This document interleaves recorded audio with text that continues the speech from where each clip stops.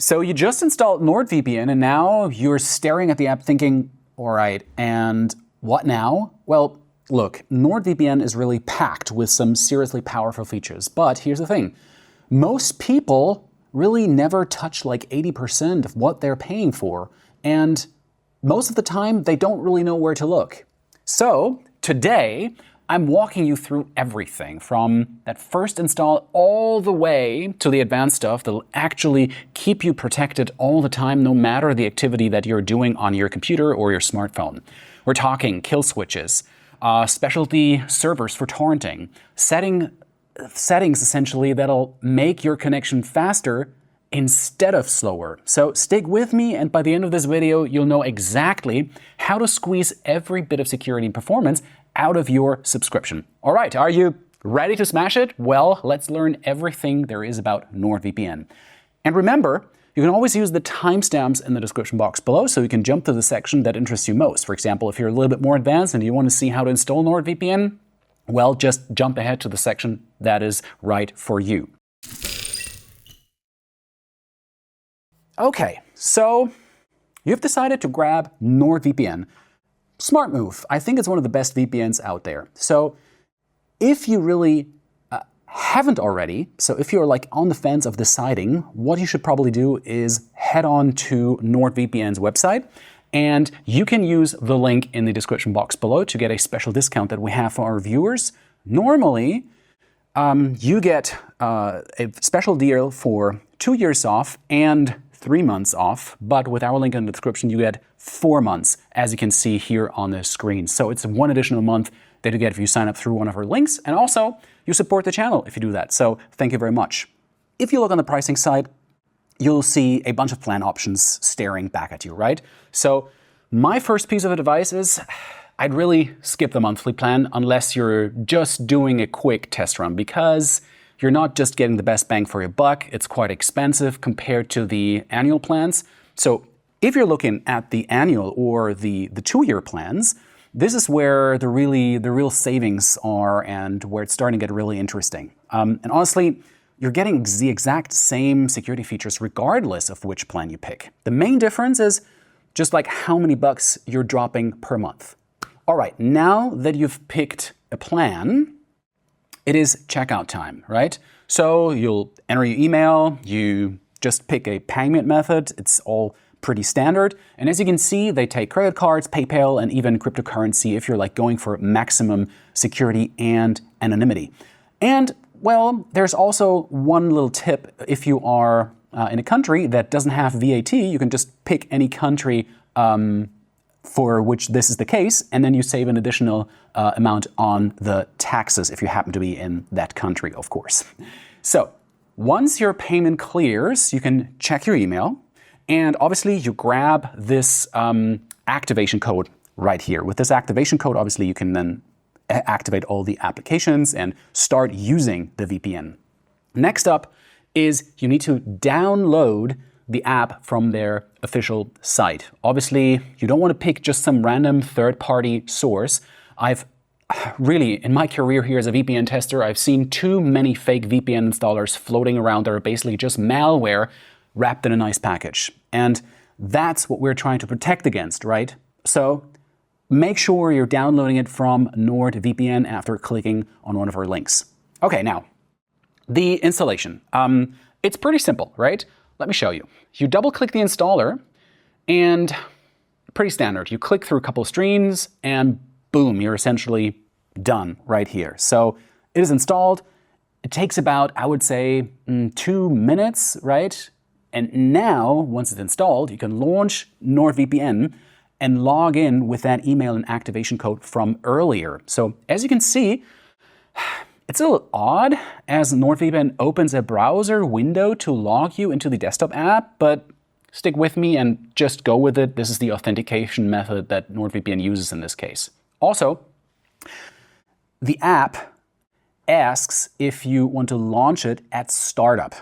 So depends what you want to do here, right? I'd say yes to this one because essentially you want your VPN running before you even open a browser. Otherwise, you might be scrambling to turn it on after you've already started leaking data, or you might completely forget to switch on your VPN. It is better to go the other way around, to switch the VPN off if you feel like, oh, your connection's a little bit slow or you actually don't want to use a VPN. So this is why I would always keep it enabled on startup. A quick note here. I'm showing you the Windows app, even though I have a Macintosh computer here, but I'm using it on a virtual machine. So the Mac client is pretty much the same, just with some minor differences. It's really nothing major, and you can pretty much follow along even if you're a Mac user. Okay, so now that we're here on the main dashboard, you see that the interface looks pretty minimal, right? And that's obviously intentional. Front and center, you see a blue Secure My Connection button. And when I tested this, it automatically picked the fastest server based on my location and current server load. So just click it and you're connected. Takes about 3 to 5 seconds in my experience. It depends on what kind of server you choose, if you have a specialty server, or if you do like this multi-hop thing where you connect to several servers at once. And during my speed testing, I found that manually picking nearby countries sometimes gave me better speeds than the quick connect button, so especially during peak hours. The server list on the left side of the app shows you every country they've got. And I counted 111 countries as of the recording of this video during my last check, basically. And it's a pretty impressive spread. So to connect, you simply click on the country you want to route through like this, okay?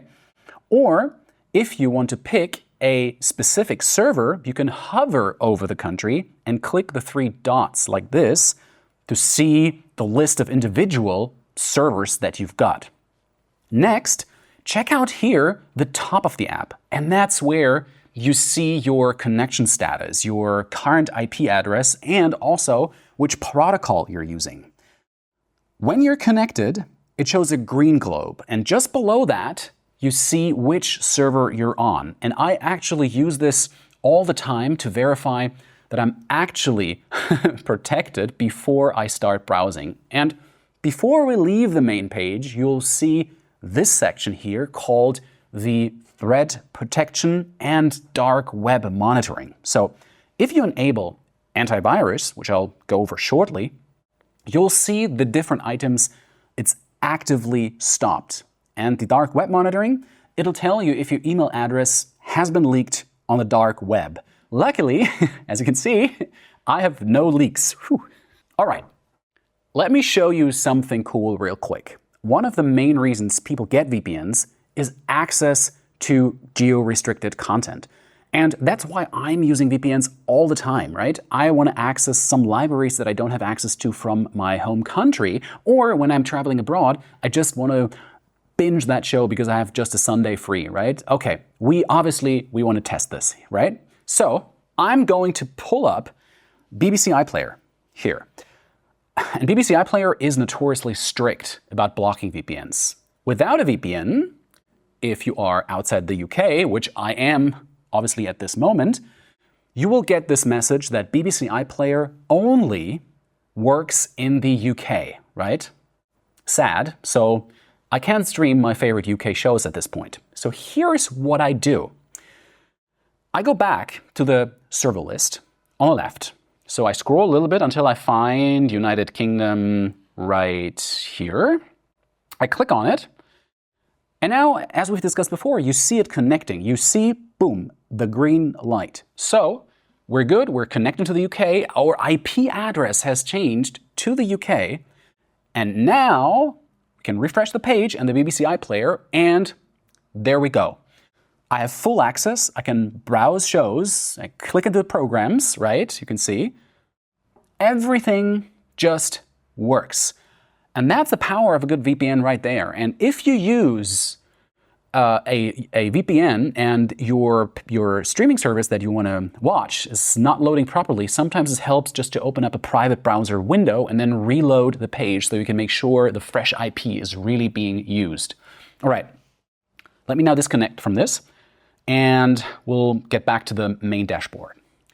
Okay, let's check out the settings. So for this to happen, you have to click the gear icon near the bottom left of the app. And Now listen closely because there's some crucial stuff in here that most people miss. First thing you need to do, and I cannot stress this enough, is enable the kill switch. So you go to the kill switch section here, and then you toggle the internet kill switch to on. And this really gives you peace of mind. You can basically torrent, you can browse, you can stream, you can do whatever you want. And you know that if something goes wrong, if your connection drops for whatever reason, you're still covered. Your connection stays private, period. So you don't have to babysit the app. You don't have to constantly check if you're still connected. It's automatic protection that works just in the background. And during my testing, I deliberately killed the NordVPN process in Task Manager to see exactly what would happen. And the kill switch kicked in instantly. It blocked all traffic until I reconnected. And without this, you're potentially exposing your real IP address every time the VPN hiccups. Now, right below the internet kill switch, you see this option right here, and it's called the app kill switch. And this one's is a bit different. Instead of blocking your entire internet connection, it just kills specific apps when the VPN drops. Let me show you how I set this up, all right? Okay, I added Chrome to the list like this, and then I disconnect from the VPN like so to test it, right? I do it, and boom, you can see Chrome just closes instantly. The process is terminated. Nothing can really happen, nothing can leak. But here's the thing. I can still open Chrome again while the VPN is disconnected, which kind of defeats the purpose of it if you're not really paying attention. And here's what I love about the app kill switch, right? You can be pretty surgical with your protection. Do you have a torrent client? It's protected, great. You have a banking app or a banking website? Well, you can just let it through, right? You get really granular control over exactly which apps need VPN protection and which ones better work without it. It's like having a custom security profile for every app on your operating system.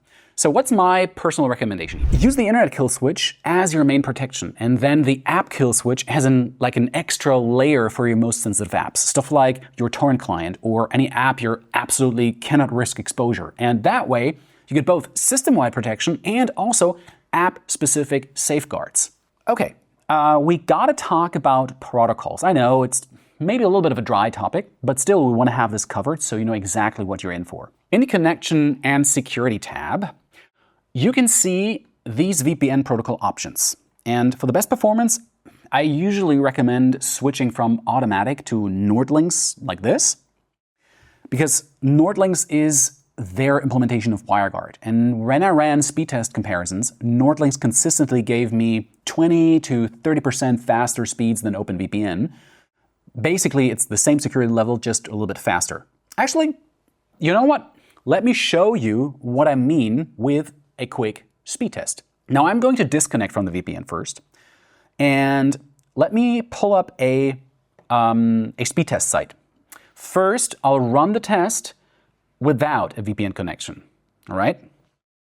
Okay, look at these numbers. That's my baseline speed. Now, and let me connect to NordVPN using, as we've discussed before, the NordLynx protocol. Okay, it's connecting. As we said before, we need to wait for the green light, and okay, we're on. So now I'm gonna just reload the speed testing site, and I'm gonna let the speed test run again. And okay, look at the numbers, right? The download speed dropped a bit, which obviously is expected, but we're still getting really solid speeds here. Upload's pretty close to baseline, and the ping, it's for most purposes that you might want to use your internet for, it's still totally doable. And this is what I mean when I say NordLynx is fast. Yeah, you basically lose a little bit of speed compared to no VPN, and obviously that's basically physics. Your traffic is just taking longer to route. But the difference, for most people, I mean, you won't even notice the difference during everyday browsing, especially not, or even during streaming, even if you have a 4K stream running.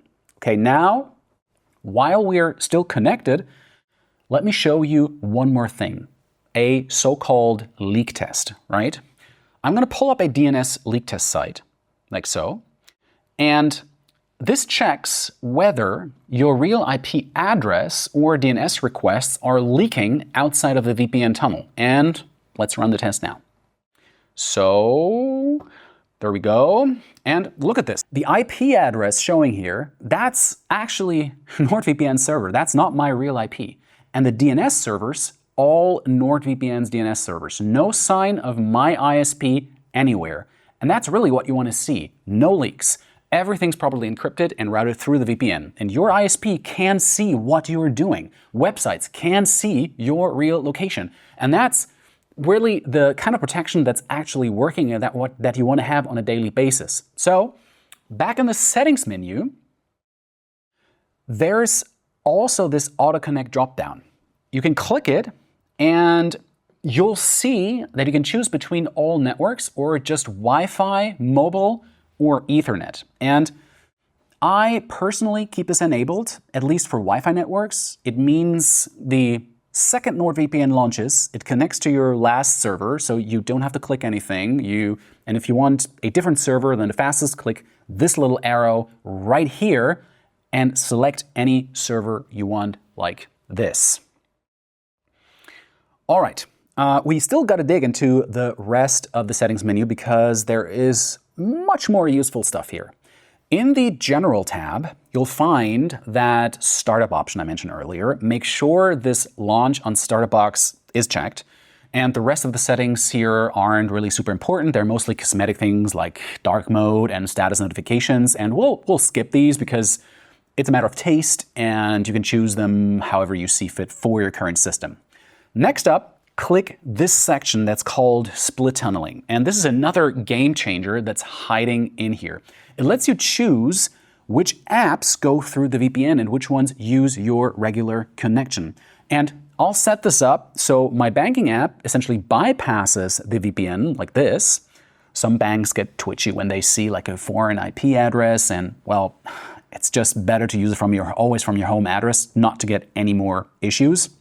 So everything else stays protected. You can add apps individually and leave everything else on your normal connection if that's really what you need. Okay, now before we move on, there's one more feature hiding in here that most people completely miss, and it's called MeshNet. So look at the sidebar. See MeshNet right there? Now click on it. So what is MeshNet?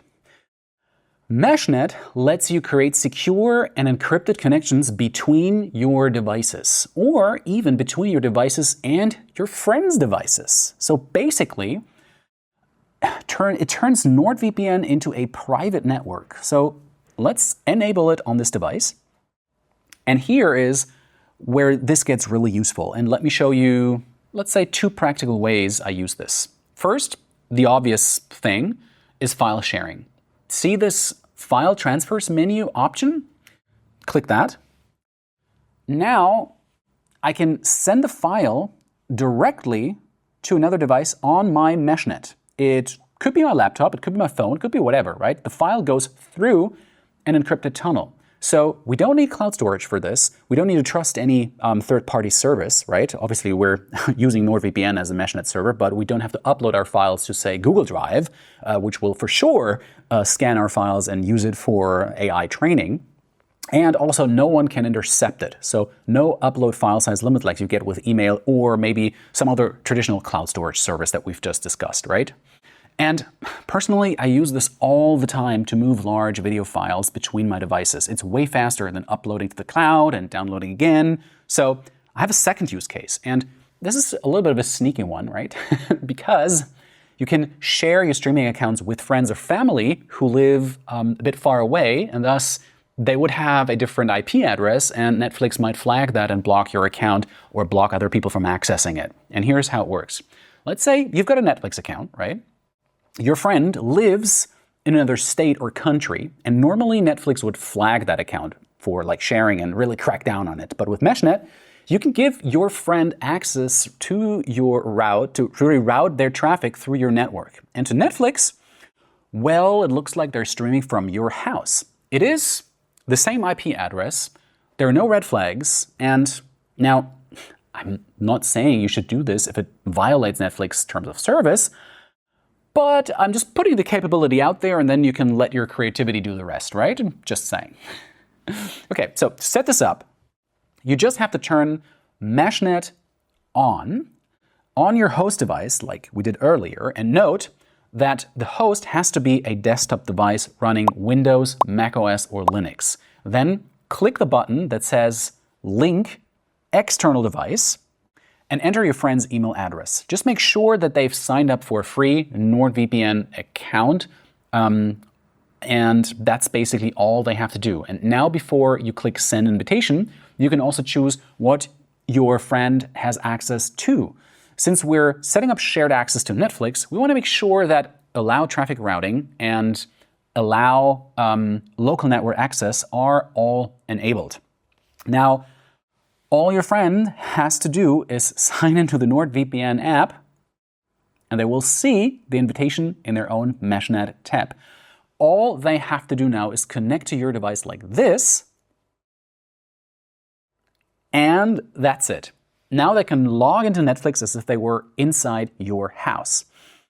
Now, you can share your Netflix with families across the country. You can essentially split the cost. Everyone gets full access. Or share Hulu, your Disney Plus, your HBO. You're turning one subscription into multiple accounts, essentially, because we all know that streaming got super, super expensive, and saving a little bit of money here and there really doesn't hurt. Your streaming budget essentially just got cut in half while everyone gets more content. It's a pretty powerful feature that most people don't even know exists. And before I actually continue, if you're finding these tips useful and you didn't know about half the stuff, I mean, you're exactly who I make these videos for. So go ahead and hit that subscribe button and drop a like on this video. I test security software, VPNs, and privacy tools, so you know what actually works and what's just marketing fluff. And really, there are more honest breakdowns coming your way. Okay, let's talk about threat protection, because it's way more than just ad blocking. And I'm giving you a quick heads up. This feature isn't available on the cheapest basic plan, so essentially you can skip ahead if that's basically what you're on. But all right, to access threat protection, look at the left sidebar. See that little shield icon there? So you can click it now. And now you're essentially in the threat protection dashboard. And at the top, there's a big toggle to turn Threat Protection Pro on or off. You can basically flip it on, then obviously it's on. And below that, you'll see these three main sections with their own toggles. Now, if you click into each section like this, you'll see more granular controls. And as you can see, these all come with little explainers, so I won't waste your time like on these right now. You can read it at your own pace. My personal recommendation, just leave everything on, makes it easy. I tested all three features. I downloaded malware test files, anti-malware blocked them instantly, which is good. I tried accessing malicious sites, advanced browsing protection stopped them before they loaded. And I visited, obviously, ad-heavy streaming sites and ad-heavy news sites. And the ad blocker caught a decent amount of the garbage. It's certainly not perfect, but it's solid for everyday browsing. And speaking of staying on top of security features, if you want to keep up with the latest VPN updates and tech deals and deep dives into privacy stories that don't hit the mainstream news so often, I've got a newsletter for you, and it's obviously free. I write it like every week or so. No spam, just the good stuff from me. And if you want to sign up, the link's in the description box below. Thank you. All right, let's head back to the homepage on the app, because I want to show you a few of the different server options. On the left side, you see all the different countries with servers and lists in this list here, right? But if you click on the specialty servers like this, it gets even more interesting. You see several options which you can basically choose from. One of those options is peer-to-peer. You can see it right here. You can either click directly onto peer-to-peer to like auto-connect to the fastest server, or you hover over it like this and click these three dots to see a list of specific peer-to-peer servers you can choose from. And these servers are optimized specifically for peer-to-peer traffic. So when I tested download speeds, the peer-to-peer servers were noticeably faster and more stable than the regular ones. And yeah, that's a pretty good feature to have if you're frequently on your torrent app. Next up, we have obfuscated servers. Same deal here. Click to auto-connect, or you can hover over these three dots to pick a specific one. So what exactly do these do? If you're in a country that actively blocks VPNs or on a network that detects VPN traffic, obfuscated servers disguise your VPN connection as regular HTTPS traffic. It essentially helps you slip through those heavy VPN blocks. And now, in the same vein, double VPN.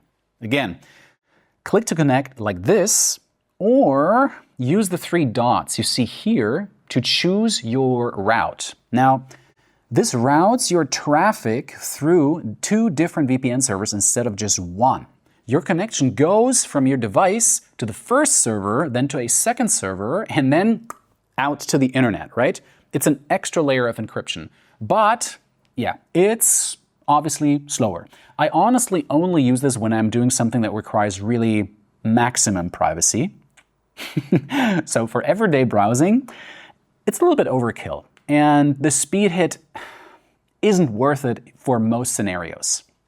Okay, then another special feature, there's Onion over VPN, and you guessed it, it's the same connection method, so you see it, it's super easy. You click or you choose essentially from the list, and these servers combine NordVPN service with the Tor network. Your traffic goes through NordVPN first, and then it goes through Tor. And then finally, at the top, you can see this option for dedicated IP. Now, if I click it like this, you'll see that it will cost extra. It is not really something that really most people need anyway, so I'm not gonna cover it here, and we can move on to the next feature. If you want to know more about dedicated IPs and what are the best VPNs for it, leave a comment and we'll make a specific video on this topic.